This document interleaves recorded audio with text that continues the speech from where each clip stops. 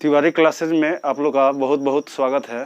कैसे हैं नर्सिंग के बच्चे? आज मैं आप लोग के लिए कुछ इंग्लिश का लेसन लेके आया हूं, जिसमें आर्टिकल के बारे में हम कुछ इम्पोर्टेंट जानेंगे और बाकी जो सब्जेक्ट है उसका जो तैयारी जल्द ही कराई जाएगी इसी चैनल पे।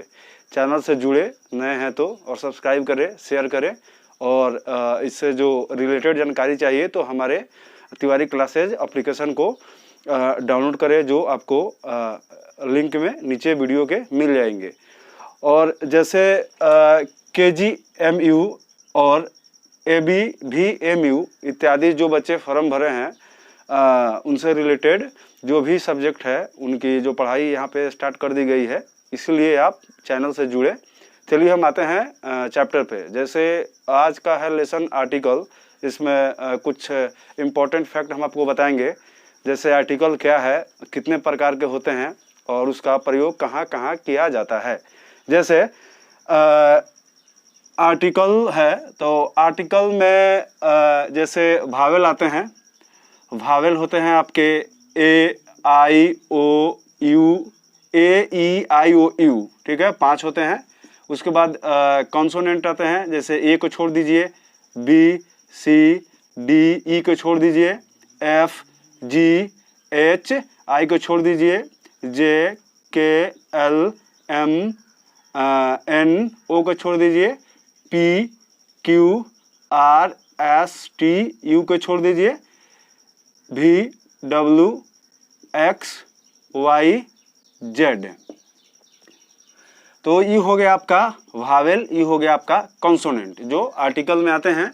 तो यहाँ पे देखेंगे जैसे आर्टिकल क्या है, तो जो शब्द नाउन के आगे लगकर सेंटेंस में उस नाउन के महत्व को दर्शाते हैं वो आर्टिकल कहलाते हैं। इसका प्रयोग भाषा का प्रभावशाली बनाने के लिए आर्टिकल का प्रयोग किया जाता है।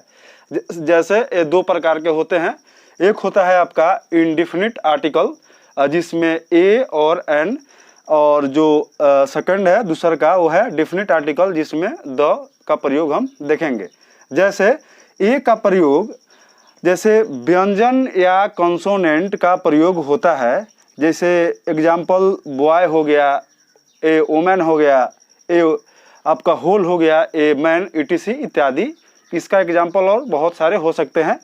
जैसे एग्जाम्पल 2 देखेंगे, ऐसे शब्द अक्षर भावेल हो लेकिन उच्चारण भावेल न हो। इसके कहने का मतलब यह है कि ऐसे शब्द जो देखने में भावेल हो लेकिन उसके उच्चारण है वो भावेल नहीं हो। जैसे में उसका स्टार्टिंग जो अक्षर आते हैं यू या EU से आपको दिखेंगे। जैसे में होता है ए यूनिफॉर्म, दूसरा है ए यूनियन पर्सन, उसके बाद हो गया आपका ए यूजफुल थिंग्स या ETC इत्यादि। और इसका एग्जाम्पल हम आगे देखते हैं। चलिए आगे का एग्जाम्पल देखते हैं।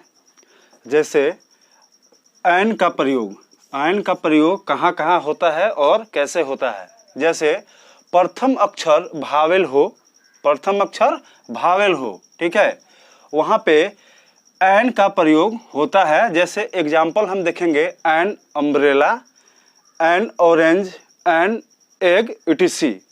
उसके बाद एग्जाम्पल दूसरा देखते हैं, जिनका प्रारंभिक उच्चारण भावेल निकले परंतु वो भावेल न हो, ठीक है। प्रारंभिक जो उच्चारण है भावेल हो लेकिन वो भावेल न हो।